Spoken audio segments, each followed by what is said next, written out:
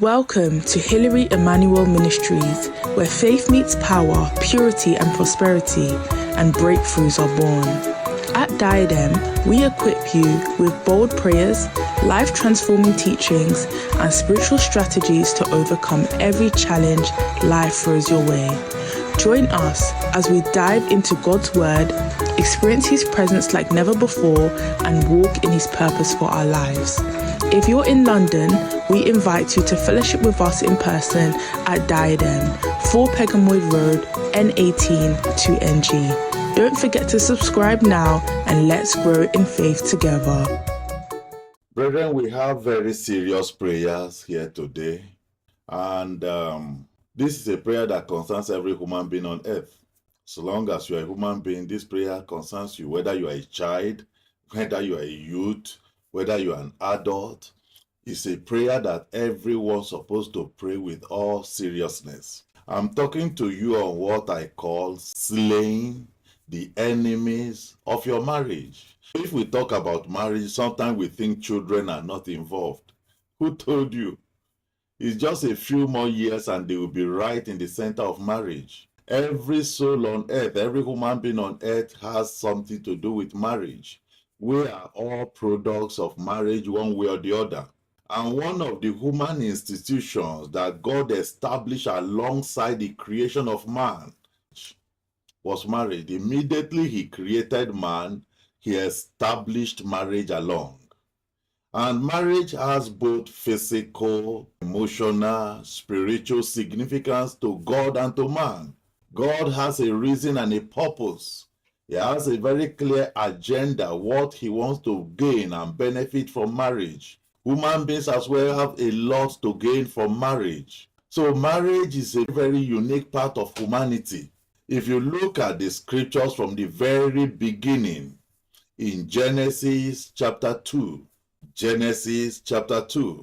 marriage is central in everything. And that was one thing. Immediately God created man, He created marriage. The first thing also Satan attacked was marriage. The first thing Satan attacked was marriage.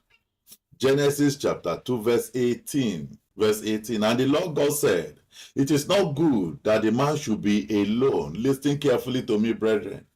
When God says something is not good, do not bring in any kind of philosophy into it. Do not introduce any kind of common sense or human reasoning into it to make it good. You see, some people, because of the kind of experience they've had with marriage, they will rule marriage out. They will rule themselves out of marriage. And they will say, no, it is ended, it's over, not me again. It will never happen, I'm not interested. I will live like this and go to heaven. God says it is not good to live like that. It is not good, and when God that knows something that created you says it's not good, then you know it is not good.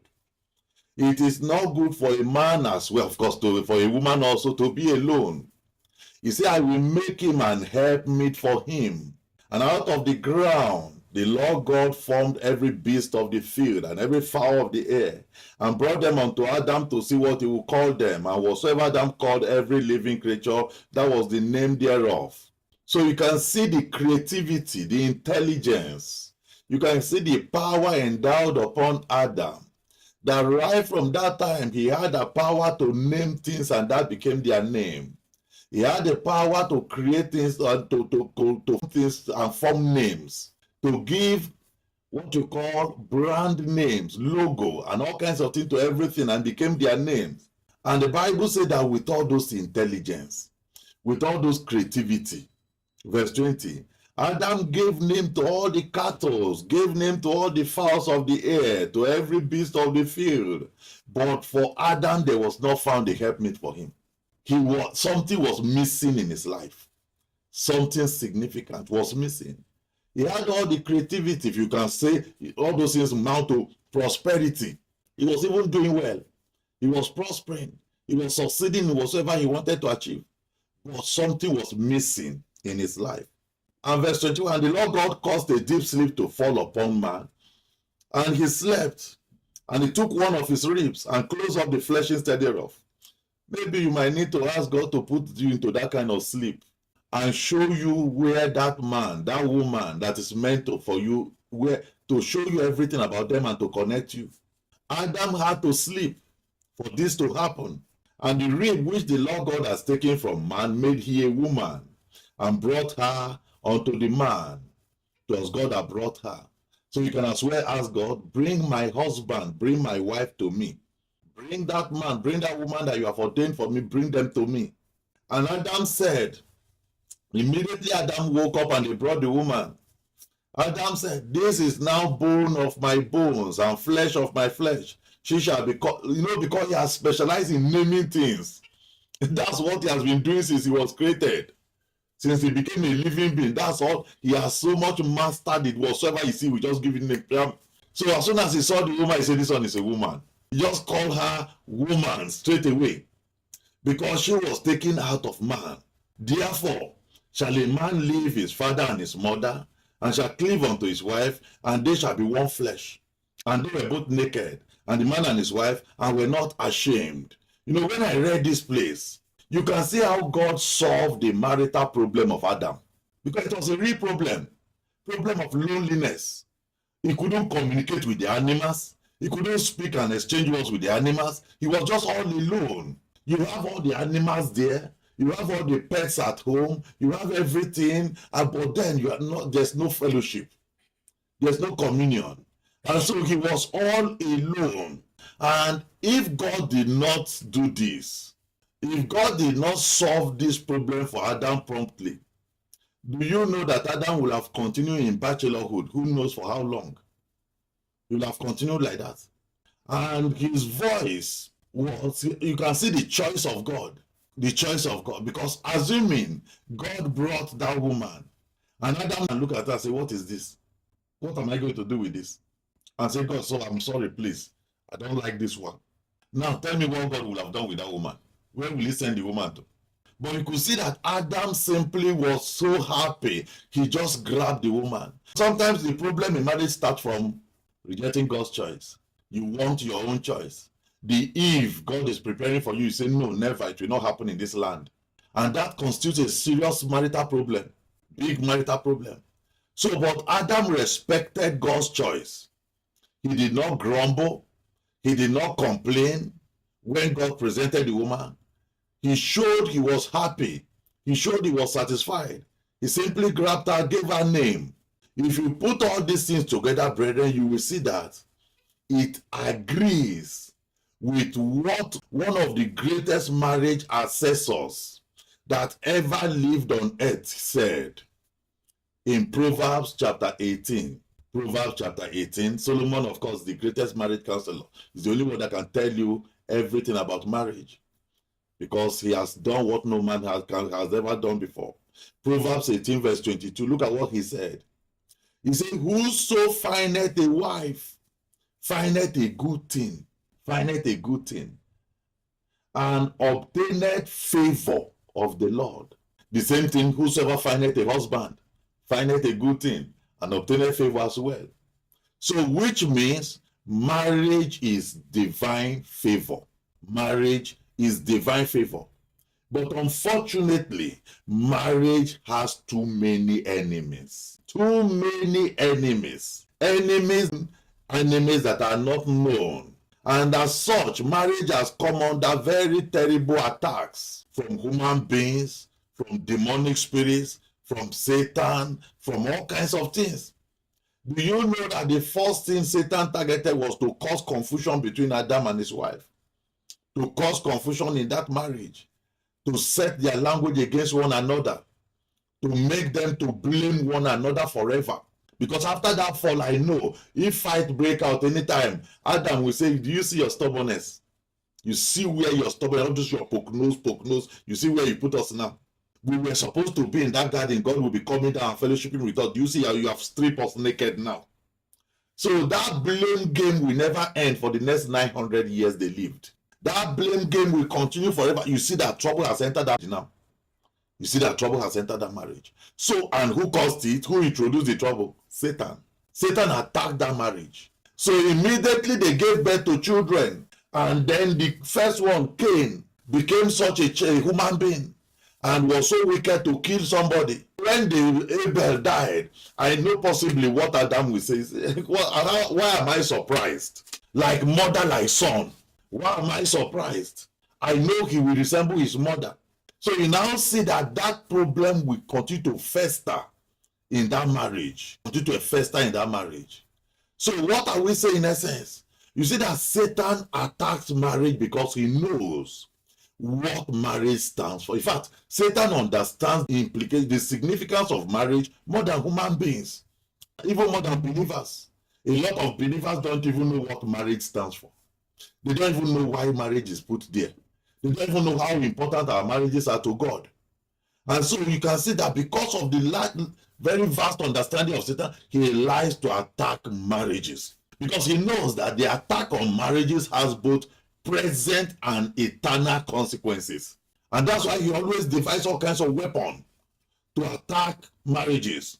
And all over the world, everywhere on earth, all people, languages, tribes, colors, everywhere, marriages are under serious attack. Marriages are under serious attack. In fact, it's like the more civilized you are, the greater your own attack. Because you might think that civilized people, that they should know. Who told you? Because it's spiritual. There are powers behind those attacking those things.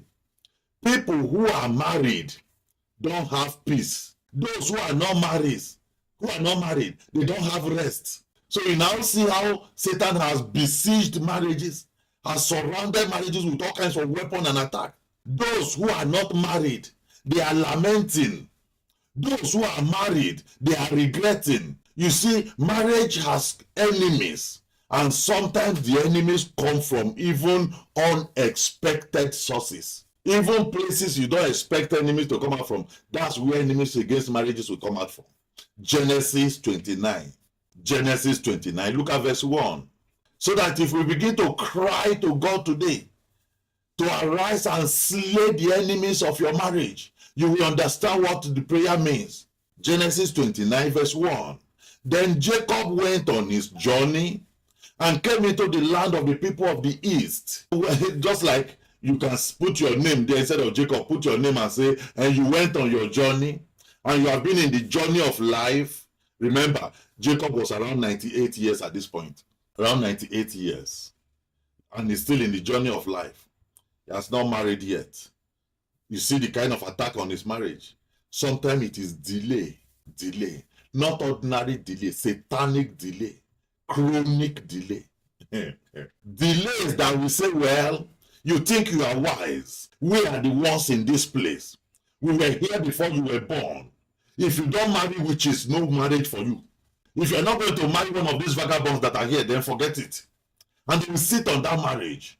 Esau, the twin brother of Jacob, didn't have that problem. Why? He just married any person. He just jumped on the children of the Hittite or any person, Canaanite. Just carried anyone. That's what your enemies are looking for. They want you to go and marry a Jebusite. They want you to go and marry a Hittite. They want you to carry just any Canaanite you see anywhere. So that they know that life has come to an end. Destiny is finished already. So because of that, you see that they react and attack. So Jacob continued the journey of destiny. Continue the journey of life, and that journey brought him to the people of the east. Verse 2. And he looked, and behold, a well in the field. And look, there were 3 flocks of sheep lying by it, for out of that well they watered the flocks, and a great stone was put upon the well's mouth. And thither were all the flocks gathered, and they rolled the stone from the well's mouth, and watered the sheep, and put the stone again upon the well's mouth in its place. And Jacob said unto them, My brethren, whence be ye? And they said, Of Haran are we. And he said unto them, Know ye Laban the son of Nahor? And they said, We know him. And he said unto them, Is he well? And they said, He is well. And behold, Rachel his daughter cometh with the sheep. And he said, Look, it is yet high day, neither is it time that the cattle should be gathered together. Water ye the sheep, and go and feed them. And they said, We cannot until all the flocks be gathered together, and until they roll the stone from the well's mouth. Then we water the sheep. And while he yet spake with them, Rachel came with her father's sheep, for she kept them. And it came to pass, when Jacob saw Rachel, the daughter of Laban his mother's brother, and the sheep of Laban his mother's brother, that Jacob went near, and rolled the stone from the well's mouth, and watered the flock of Laban his mother's brother. And Jacob kissed Rachel, and lifted up his voice and wept. So you now see, this man was just running for his life. This man was just escaping. But immediately he saw the person he wants to spend the rest of his life with, something shifted inside his heart. An old man started to cry. Love melted all his heart completely. And look at what followed, verse 12. And Jacob told Rachel that he was her father's brother, and that he was Rebekah's son. And she ran and told her father, and it came to pass when Laban heard the tidings of Jacob his sister's son, that he ran to meet him and embraced him and kissed him and brought him to his house. And he told Laban all these things. And Laban said to him, surely thou art my bone and my flesh. And he abode with him the space of a month. And Laban said unto Jacob, because thou art my brother, shouldest thou therefore serve me for naught? Tell me, what shall thy wages be? And Laban had two daughters. The name of the elder was Leah, and the name of the younger was Rachel.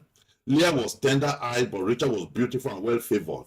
And Jacob loved Rachel and said, I will serve thee 7 years for Rachel, thy younger daughter. And Laban said, it is better that I give her to thee than that I should give her to another man. Abide with me. So Jacob started his servitude and served 7 years for Rachel. And they seemed unto him but a few days, for the love he had to her. Because of love, 7 years looked like few days. 7 years. Now, the question I was asking myself when I was meditating on this is, why didn't they arrange the whole thing and say, well, since you have started the service, take wife and just complete your service while you are married already? Why must he wait until the 7 years is complete before getting the wife? Why not look at the man and say, hey, this man is an old man, oh, hey, 98 years, what are we going to do now? If we keep him here 100 something before he marry, let him marry, so that let him be serving while marrying. Why didn't they make such arrangement? They allowed him to finish the service. 7 years looked like few days. Verse 21. And Jacob said unto Laban, give me my wife, for my days are fulfilled, that I may go in unto her. And Laban gathered together all the men of the place and made a feast, marriage ceremony. You know, sometimes when they gather like that for you, they gather like that for you in your marriage, and they make a feast for you in your marriage, you might think that all the people that gather, they are all your friends. That, oh, these people love me, they came to drink and eat. They came to celebrate my marriage. But look at what they are doing. Look at what they are doing. They made a feast, verse 20, and it came to pass in the evening.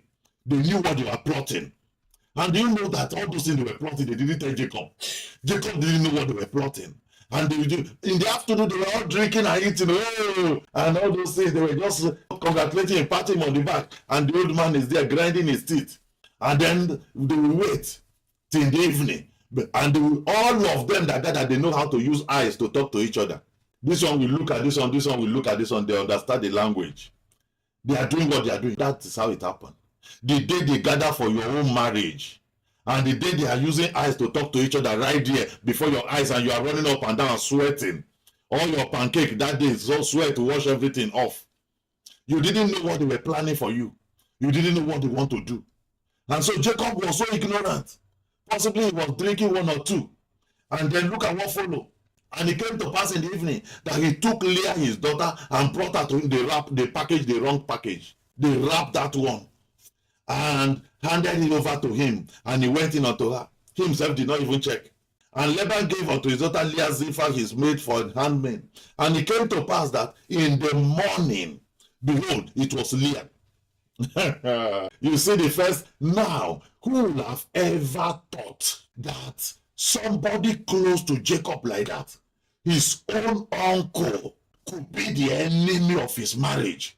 I told you that enemies of marriage, they come from even unexpected sources. Who could have ever thought that Jacob's own in-law, his own in-law, is the enemy of his marriage? If you told Jacob, say, that family you are going to marry, they are the enemy of your marriage. Jacob will say, how can that be? So they first of all showed him, and now look at what followed. And when it was in the morning, behold, it was, and he said to Laban, what is this that thou hast done unto me? That's what happened in marriage. They do it to you, and they do it again. Those are the operations of the wicked enemies. Did not I serve with thee for Rachel? Wherefore then hast thou beguiled me, deceived me? Why have thou manipulated me? It was the marriage of Jacob we are talking about here. And Laban said, it must not be done in our country. Why did you tell me about your country for since 7 years I've been here laboring? Why didn't you mention in my ears when I told you clearly I need Rachel? Why didn't you tell me since 7 years that in our country, look at what happened? So that I know what I'm doing. So that your country, you don't know how to negotiate it. Okay, now one might think that, well, since Jacob has endured and because of their tradition and culture, they can't marry the younger before the elder. That's fine. Why not say, okay, do you know what, Jacob? I will make this easy for you. Take the two of them together and then serve the remaining 7 years while you are holding on to Rachel. Marry Rachel straight away. Have the two of them at the same time and then serve the remaining 7 years. No, they say continue to serve. When you finish serving, you get that one. You see enemies. Meanwhile, age is running on the old man. You might think that, well, it might be only women that have difficulty getting husband. Who told you? Men own is worse. Men own because if, for example, you grew up in a place where marriages did not work well, in an environment where marriage, you saw the pain of marriages, you yourself will become afraid to go into marriage. Some men are afraid. And to start with, some men, they are not even desiring to even gamble their destiny. Especially those who have listened to messages like this and they have prayed prayers, they have seen some small things. Because they know if the enemy succeed in handing over their enemy to their hand and make their enemy their wife, that's the end of life. So as it is to men, that's how it is also to women. This attack on marriage applies to every person. It applies to every person. So now look at what Laban started to, the game. There are people, there are enemies that just play game with your marriage. They just play game. They bring this one, they turn it like this, they turn it like card, all this magician card. They say, take this one, we bring hand, they remove it, they put you another one. Take, remove it. That's what Laban was doing with his life. Playing games. He said, okay, take Rachel. No, not Rachel, take Leah. Before you turn around, he said, okay, come and take Rachel again. So that was what was going on. You say, why did you deceive me like this? Jacob thought that every person is like him, that went and grew up in the house of the son of Noah, that feared God. Listen, brethren, it's not every human being on earth that fear God. There are wicked human beings on earth that don't have heart at all, no conscience. And if you walk into such people's home that you want them to become your in-law, be prepared for shockers, because you will discover that human beings don't have hearts. They will deal with that marriage. They will set that marriage upside down. They will disorganize them. There was no time in life that Jacob planned to go and marry 2 wives.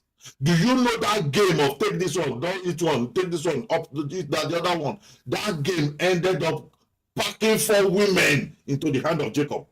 And those 4 women, go and read through the Bible, you see that it is fight upon fight. You know, there's somebody that was saying that what men need in marriage is peace of mind.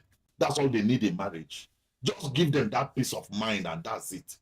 But with that kind of women surround you and they are fighting day and night, where is the peace of mind going to come from? And who created it? Laban. Who created it? The in-law planted the seed, set up the foundation of that marriage so that there will be no peace in that marriage forever. The in-law, they deliberately did it. They programmed it. And that thing followed the marriage of Jacob till the end. That's the enemies of marriage. Look at what followed. So why did you deceive me? And Laban said, it must not be so done in our country to give the younger before the first. Fulfill our week, and we give thee this also, for the service which thou shalt serve with me 7 more years. And Jacob did so and fulfilled her week. And he gave him Rachel, his daughter, to wife. And Laban gave to Rachel his daughter. He just packing all the women, all the ones he doesn't want, packing all of them, handing them over to Jacob. Verse 30. And he went in unto Rachel, and he loved Rachel more than Leah, and served with him yet 7 more years again. That's 21 years.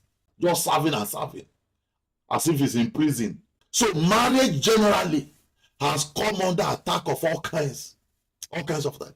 Human beings have attacked marriages, and they are still attacking it. Satan, demons, household, witchcraft, all kinds of attacks. And that's why you have to fight for your marriage. You have to fight for your marriage. Whether you are married now or you are not yet married, whether you are even a child, fight now for your marriage before you grow up. Fight for your marriage now. Because some people will not understand The enemies always go and wait for people at the junction of marriage. They will leave you, your youth. You'll be doing all kinds of things with your youth. They will leave you alone and wait for you at that junction. They know you will get there. They know you are coming to that junction. And that's where they will plant all their wickedness and all their evil and be waiting for that person there. By the time the person gets there, you now see problems that almost some of them have no solution because they had enough time to prepare for it. But you know, brethren, that every problem in marriage is not the same. The problems in marriage, they are different. That's why when we get to these prayers today, you are going to pray based on the nature of the problem you have presently, or you are envisaging to have, or you might not even have at all. But just fire the arrow of prayer to hit any problem that is waiting for you in the future. Some people, it is the problem of delay. We have seen the case of Jacob. Some people, it is the problem of blocking them so that they cannot even marry at all. Some people, they marry, but there's no peace. Do you know? There are some people, they marry, there's no prosperity in the marriage. They are barely surviving. There are so many kinds of attacks. And sometimes you hear the man say that, before I married, I was fine. Before I married, I was doing well. Before I married, I had money. But immediately I just married, everything disappeared. And now I have to beg to eat. These are the various natures of attack that come against marriages. There are different other kind of fruitfulness issue. There are either kind of people interfering and all kinds of misunderstanding in the marriage. So when we get to the place of prayer, there's no uniform pattern of problem. Every problem in marriage is not the same. The type you have, I don't have it. The type I have, you don't have it. So every person is going to tailor the prayer to fit into your nature of problem, and we are going to deal with it, and the Lord will fight for us. Some enemy will not even allow people to marry at all. They will sit on that marriage, even when the person is getting old, they don't care. Like Laban. How can you see that kind of old man and you subject him again to 14 years extra upon that age? They don't care. And they don't, you might, some people might think, well, maybe when I reach 60, when I reach 70, the enemy will stand up from my marriage, they will leave me alone to marry. Who told you? They will not. The Bible said that Satan does not open the door of his prisoners. They don't leave, they don't let go. Judges 21. Judges 21. Look at verse 1. Something happened in Israel. Somebody from the tribe of Benjamin went and did something to the tribe of Dan. And then they killed somebody there. And that man was angry. He cut his wife in pieces and distributed the pieces around the whole tribe of Israel. And Israel was telling Benjamin, say, bring out that man that did this wickedness so that we can kill the man. And Benjamin said, never. And that led to war. The whole Israel faced Benjamin in battle. And they were able to destroy the whole women in Benjamin. Now look at what follows. Verse 1. Now, the men of Israel have sworn in Mizpeh, saying, there shall not any of us give his daughter unto Benjamin to wife. Do you see that? So the whole tribes of Israel, the 11 tribes, they sat down and they swore an oath, and they placed a curse on anyone, any tribe that will give his daughter to the tribe of Benjamin for wife. Do you know the implication? That means Benjamin will never marry from the tribe of Israel again. Or Benjamin will just die off without children again. Do you know, you don't know what happened behind in your marriage? You don't know whether there are some people in your family, in the witchcraft covenant, that sat down together and they agreed together and they placed a curse on your marriage. And they pronounced deadly things upon your marriage. You don't know what and where they did anything. So they now made this in verse 2. And the people came to the house of God. Do you see that? For it to be solid, they made that oath. They came to the house of God and abode there till even before God, and lifted up their voices and wept sore and said. So you can see, they came to the house of God, they sealed it up. You know, they can do your own and go to the house of idol and sit down in the front of that idol and join their tongues and their minds and spirits together and place a curse on that marriage and pronounce deadly thing upon that marriage and speak destruction upon that marriage. A lot of people don't know where the problems in their marriage are coming from. They don't know the origin or the source or the root. They just know that there's trouble in this marriage, or there's trouble getting married.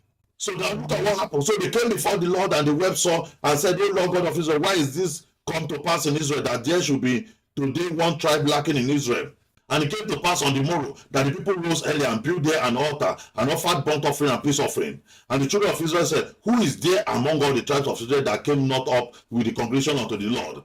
For they had made a great oath concerning him that came not up to the house of Mizpeh, saying, he shall surely be put to death. And the children of Israel repented them for Benjamin their brother, and said, there is one tribe cut off from Israel this day. So when they have finished doing what they do, already they have placed curses they cannot reverse again. That's why you see that some problems have no solution.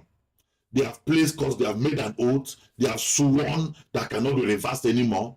Now they are crying for that and they want to repent. There was this woman that came to me some times ago and was telling me, say, Pastor, because that day she came to the church, we prayed one prayer against padlocks, and that prayer touched her somehow. So after she came to me and said, Pastor, I need your help. I said, what do you want me to do? He said, when they were young, she had a younger sister, and that younger sister, I don't know what she was, because I know she was not truthful to me. She was not telling me the whole story of what happened.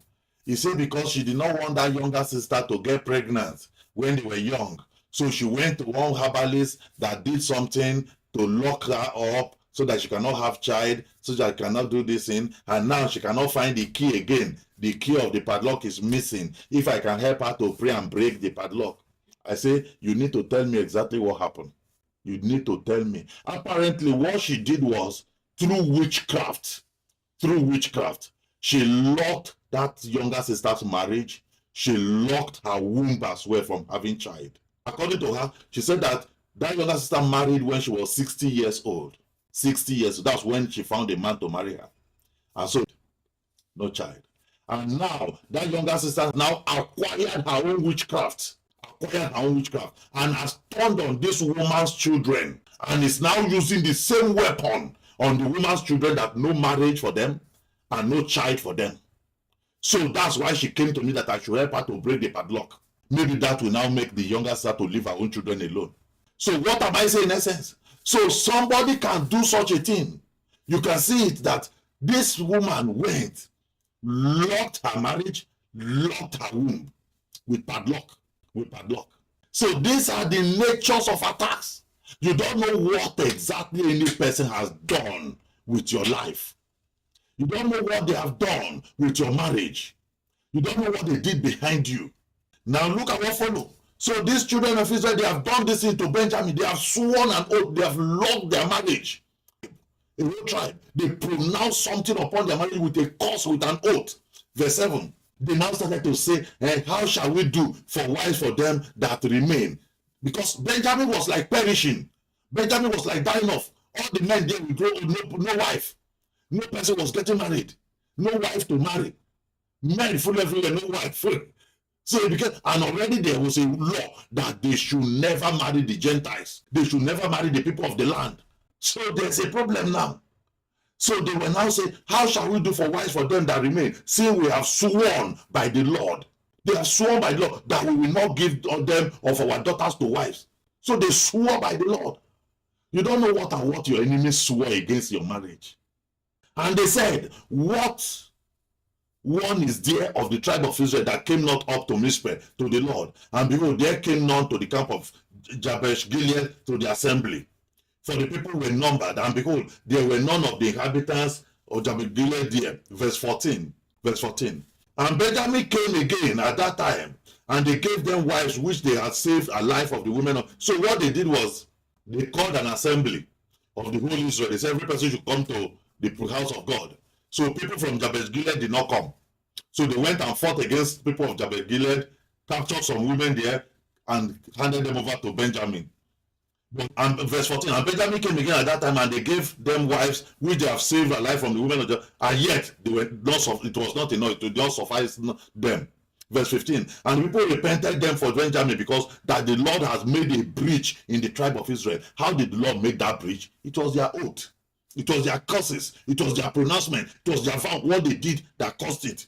Then the elders of the congregation now said, how shall we do for wives for them that remain? How are we going to solve their marriage problem? Seeing the women are destroyed out of Benjamin, they've wiped all the women out. And they said, there must be an inheritance for them that be escaped of Benjamin, that a tribe be not destroyed out. He said, if we don't do anything, a tribe is going to be wiped out. We are going to remain only 11 tribes. And it's going to be the work of our hand. That's what the enemies want to do. They want to delete your name from your father's house. So that if they look back, they will say, He didn't marry. There's no child. There's nothing. So the name is cut off. So that's what the tribe, they say, if we don't do anything now, one tribe, the Benjamin, is going to be cut off from the tribe of Israel. So they now say, what are we going to do? Verse 18, howbeit, we may not give, he said, but one thing stands sure, we cannot give them wives of our daughters. For the children of Israel have sworn, saying, cursed be he that giveth a wife to Benjamin. They placed a curse on anyone that will give his daughter to any tribe of Benjamin person. So they said, what are we going to do? Verse 19. Then they said, behold, there is a feast of the Lord in Shiloh yearly. They say, okay, there's going to be a feast in Shiloh every year, in a place which is on the north side of Bethel, on the east side of highway that goeth up from Bethel to Shechem. They said, do you know that highway between Shechem and Bethel? That highway, that's the road every person will normally follow to go to Shiloh for that feast. And on the south of Lebona, verse 20, therefore, they commanded the children of Benjamin, saying, if the people that brought the problem didn't devise solution, Benjamin will have perished. They are lucky because the people that brought the trouble, they are looking for solution for you. Your own, you might not be that lucky. People that brought the trouble into your marriage, the enemies of your marriage might not be looking for solution for you. They might not be repentant type. They might not be the repentant type that are looking for solution for you. So look at the solution now. Therefore now, verse 20, they commanded the children of Benjamin, saying, do you know what you are going to do now? Go and lay ambush in the vineyard. Go and hide yourself in the vineyard. And see and behold, if the daughters of Shiloh come out to dance in the dances, when all the girls come out, we arrange the girls, tell them to go and be dancing in Shiloh. He said, what you are going to do is, when you see them dancing, just jump out from the vineyard and catch anyone you see. So they now turn to kidnappers of wives. That's the only way to solve that problem. They say you have to now use force and violence. Go and kidnap wives. That one we cannot say it's not our fault. The cause will not work. So just go lay ambush. When you see the girls dancing, already maybe they will have told their daughter, say, you are not coming back home today. People of Benjamin are going to kidnap you. Don't struggle, just go with them. So they say, and catch every man his wife or daughter of Shiloh, and go to the land, carry them away to the land of Benjamin. Verse 22. And it shall be, when their father or their brethren come to us to complain. So if their parents, those who are captured, if they come to complain, that will say unto them, be favorable unto them for our sake, because we reserve not to each man his wife in the war. For you did not give unto them at this time that you should be guilty. So if their parents come and complain, we tell them, forgive, don't be angry, leave them alone. And the children of Benjamin did so, because that's the only way out. Do you know that's where the enemies want to force you into? They want to force you into kidnapping, to look for who to kidnap, a man to kidnap. When women begin to do forget me not, and you begin to cook the kind of food that you put something inside, is that not kidnapping? When men begin to do all kinds of things to get wife, is that not kidnapping? So they want you to turn to kidnapper of wife and husband. So the children of Benjamin did so, and they took them wife. The thing succeeded. They were able to capture some according to their numbers, and them that danced, whom they caught, and they went and returned to their heritage and repaired the city and dwelt there. So every year now, they have to organize festival and arena of kidnapping wives, so that those who grew up, who have not found wife, they will come again to kidnap another year. But they shouldn't be like that. Why? Why did all this trouble come? Because somebody did it. Somebody orchestrated it. Somebody attacked. Somebody used the power that is in their tongue, curses, pronouncement, to attack that marriage. And it became a problem to the whole tribe. Do you know a whole tribe can be attacked? The marriage of a whole tribe can be attacked. To the point they will say, you are going to marry in that place. Don't you know who they are? They are so name. They call them one terrible name and say, no person marries there. Do you know the whole marriage has been attacked? So there are different natures of attack.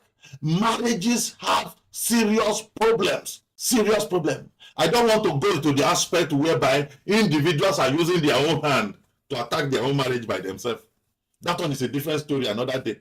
But let's deal with the enemies of the marriage for now. Let's close our eyes. Close your eyes and begin to talk to the Lord.